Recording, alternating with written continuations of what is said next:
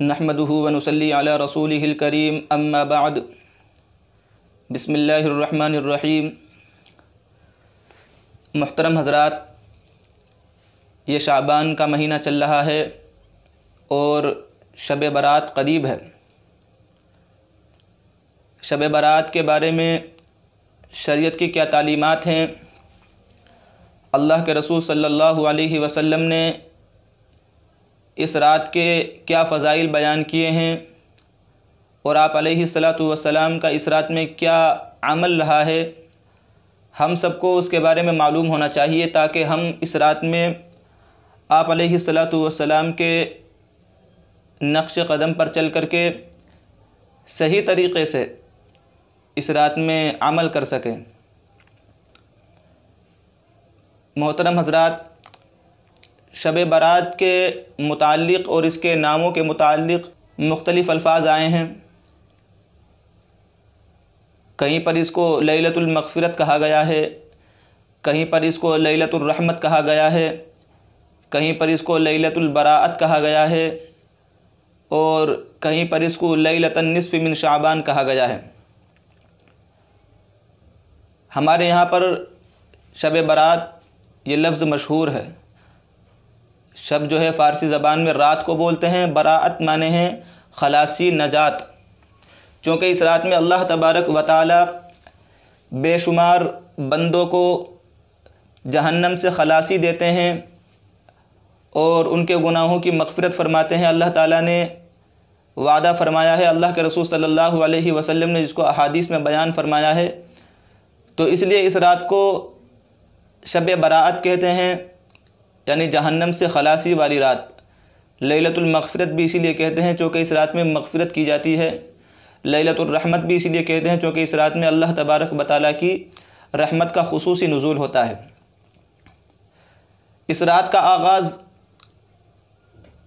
14 शाबान की शाम से होता है। शाबानुल मुअज़्ज़म की 14 तारीख़ का सूरज जो ग़ुरूब होता है, मग़रिब की नमाज़ के बाद से शब बारात का आगाज़ होता है और पूरी रात शब बारात कहलाती है। शब बारात के क्या फ़ज़ाइल हैं, इसी तरीक़े से अल्लाह के रसूल सल्लल्लाहु अलैहि वसल्लम का शब बारात के मुतालिक क्या अमल है, इसके बारे में उम्मत के मुख्तलिफ़ तबक़ात हैं। उम्मत का एक तबक़ा तो ऐसा है जो शब बारात की फ़जीलत का मुनकिर है, जो ये कहता है कि शब बारात की फ़जीलत साबित नहीं है। सिरे से ही शब बारात की फ़जीलत और इसकी खुसूसियत जो इनफिरादियत बयान की जाती है, ये कोई चीज़ नहीं है। और ये लोग कहते हैं कि शब बारात के मुताल्लिक़ जो अल्लाह के रसूल सल्लल्लाहु अलैहि वसल्लम ने अहादीस बयान की हैं, जो फ़ज़ाइल बयान किए हैं, जिन हदीसों में इसकी खुसूसियत का बयान आया है, तो वो तमाम की तमाम रिवायतें ज़ईफ़ हैं, तमाम की तमाम रिवायतें कमज़ोर हैं। लिहाजा शब बारात की फ़जीलत को इनसे साबित नहीं किया जा सकता है। और उम्मत का एक तबका ऐसा है जो इसमें बहुत ज़्यादा तशद्दुद बरतता है। वो ये कहता है कि शब बारात जो है इसका मकाम जो है शब क़दर के बराबर है और इसमें जब इबादत करता है वो तबका तो बहुत ज़्यादा गुलू करता है और इबादतों में अपनी जानिब से घड़ करके बहुत सारी इबादतें बयान की जाती है और उनको किया जाता है। लेकिन एक तबका ऐसा है और मुहक़्क़ीक़ीन उलमा भी यही कहते हैं कि शब बारात की फ़जीलत का इनकार नहीं किया जा सकता। शब बारात की फ़जीलत साबित है, शब बारात की खुसूसियत और इनफिरादियत साबित है, इसका इनकार नहीं किया जा सकता। सहाबाए किराम में से, बड़े बड़े सहाबाए किराम में से 10 सहाबाए किराम, तकरीबन 10 सहाबाए किराम से शब बारात की फ़जीलत मनक़ूल है।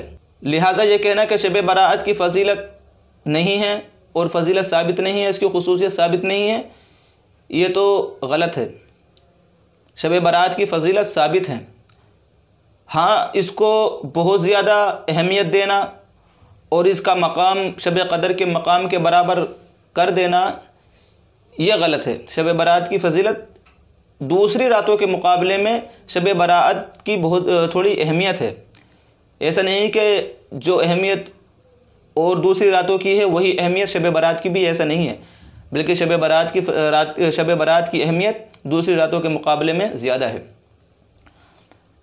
शब बारात के बारे में अल्लाह के रसूल सल्लल्लाहु अलैहि वसल्लम ने जो फ़ज़ाइल बयान किए हैं सहाबा किराम से मनक़ूल हैं, जिनमें पेश हज़रत आयशा सिद्दीक़ा रज़ी अल्लाह ताला अन्हा हैं।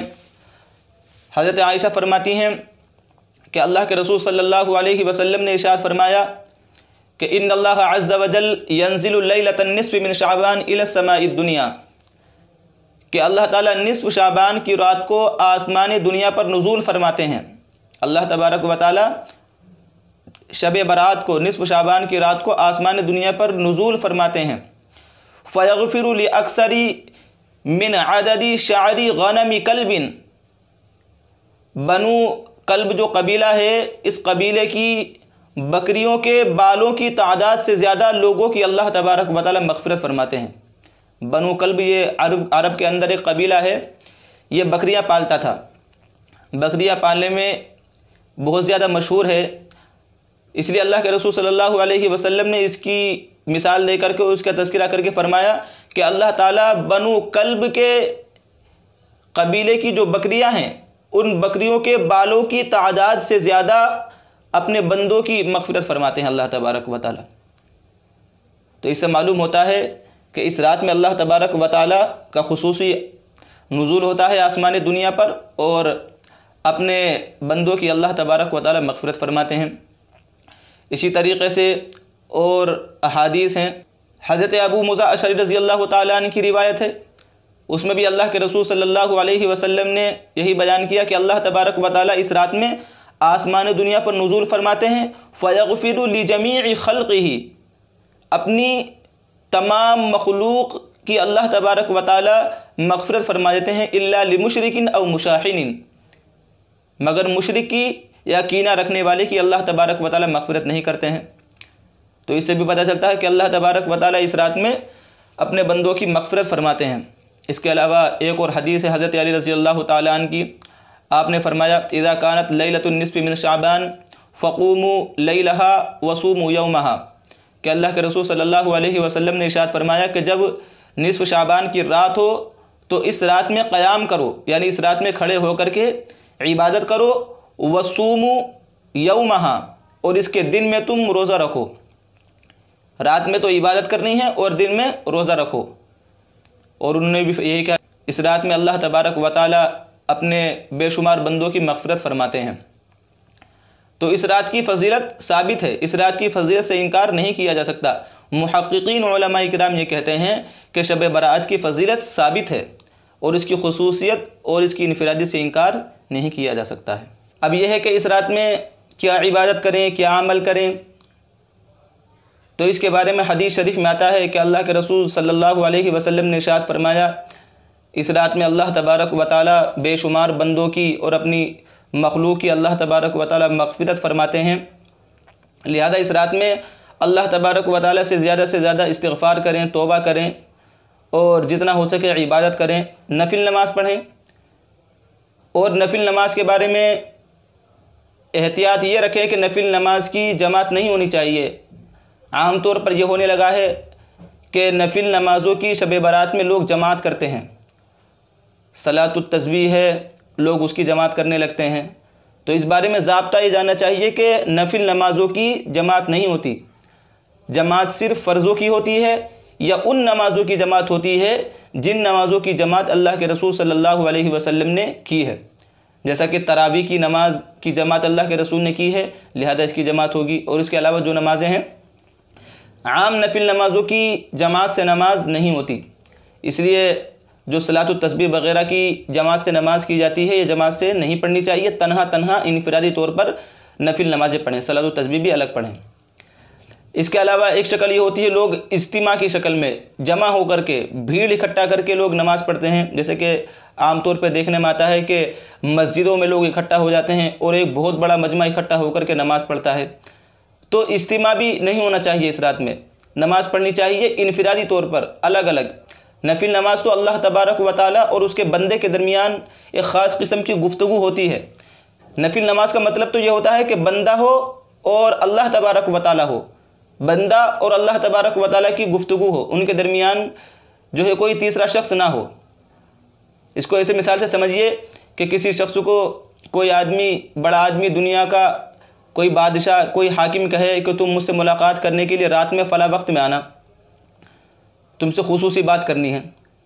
अब वो शख्स जो है रात में जाए, लेकिन अपने साथ में जो है 4-5 आदमियों को लेकर के चला जाए, तो वो आदमी क्या कहेगा? वो कहेगा कि भाई तुझे ख़ास गुफ्तगू करने के लिए मैंने बुलाया था, तुझसे ख़ास बात करनी थी और तू लोगों को लेकर के आ गया है, और तो जो बात करनी होगी वो बात नहीं कर पाएगा।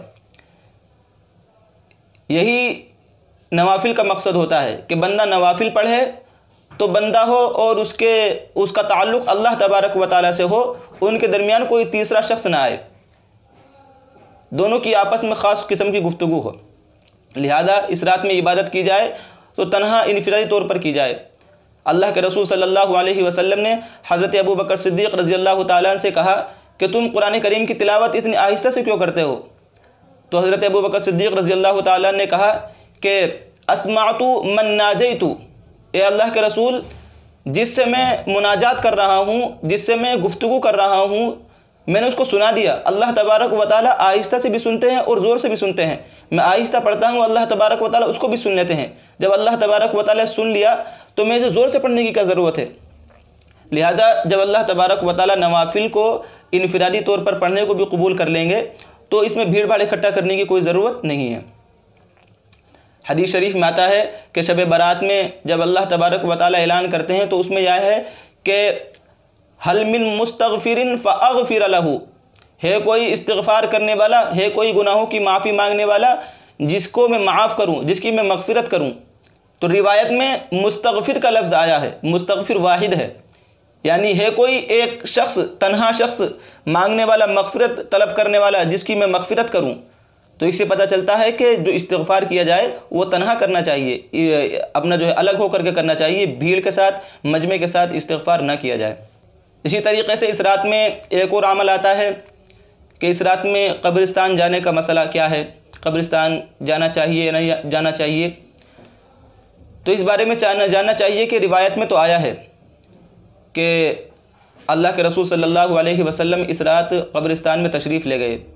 हज़रत आयशा रज़ी अल्लाह तआला अन्हा की रिवायत है, वो फरमाती हैं कि शब बारात की रात में अल्लाह के रसूल सल्लल्लाहु अलैहि वसल्लम की बारी मेरे पास थी। मैंने आप अलैहिस्सलातु वस्सलाम को बिस्तर पर नहीं पाया तो मैं आपको तलाश करने के लिए बाहर निकली और तलाश करते करते हज़रत आयशा जन्नतुल बकी जो कब्रिस्तान था मदीना के अंदर, उस कब्रिस्तान में पहुंच गई। वहाँ पर अल्लाह के रसूल सल्लल्लाहु अलैहि वसल्लम को हज़रत आयशा ने देखा। तो अल्लाह के रसूल सल्लल्लाहु अलैहि वसल्लम ने कहा कि आयशा, क्या तुम ये समझती हो कि अल्लाह का रसूल तुम्हारे साथ नाइंसाफ़ी करेगा? हज़रत आयशा ने कहा कि अल्लाह के रसूल, मुझे ख़याल हुआ कि आज इस रात में आप अपनी किसी दूसरी बीवी के पास चले गए शायद। तो इस रिवायत से पता चलता है कि अल्लाह के रसूल सल्लल्लाहु अलैहि वसल्लम कब्रिस्तान में गए हैं। लेकिन ये बात ख़याल में रखनी चाहिए कि अल्लाह के रसूल सल्लल्लाहु अलैहि वसल्लम कब्रिस्तान तो गए हैं, और गए हैं तो ज़िंदगी में एक बार गए हैं, और एक बार भी इतनी छुप कर के गए हैं कि अल्लाह के रसूल सल्लल्लाहु अलैहि वसल्लम की जो अहलिया हैं, हज़रत आयशा आपके पास लेटी हुई हैं, आपके बिस्तर पर हैं, और उनको भी ख्याल नहीं हुआ कि अल्लाह के रसूल कहाँ गए। तो इतनी छुप कर के गए अल्लाह के रसूल सल्लल्लाहु अलैहि वसल्लम।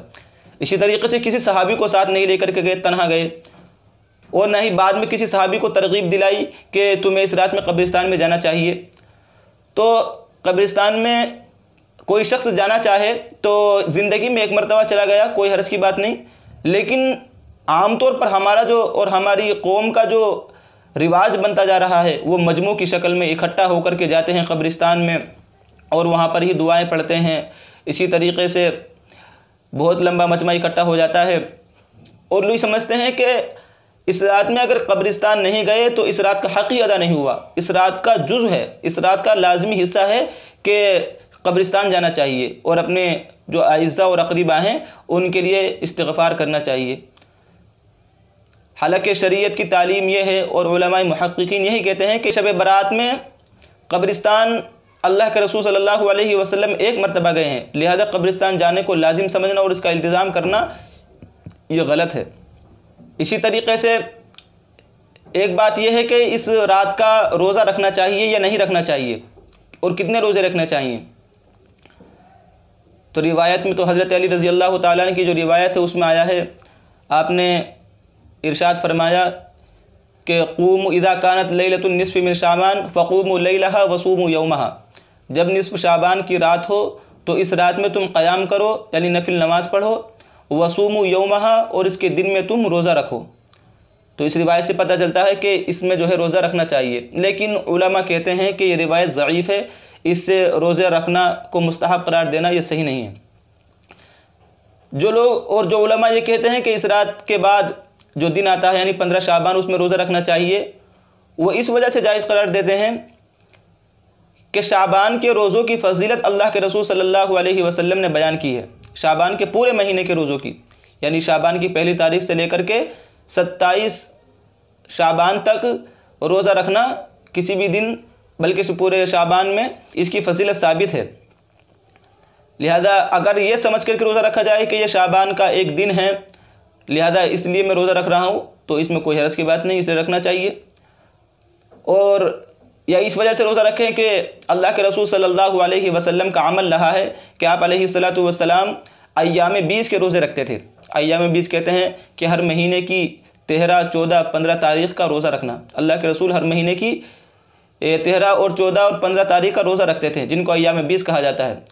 तो इस रात में चूँकि ये रात भी पड़ती है 15 शाबान की रात, अगर कोई अय्याम 20 का रोज़ा समझ करके इसको रखे तो इसको रखा जा सकता है, इसको बिदअत और इसको गलत नहीं कहा जा सकता। लिहाजा इस रात में रोज़ा रख सकते हैं और इसको भी लाजिम और ज़रूरी न समझा जाए।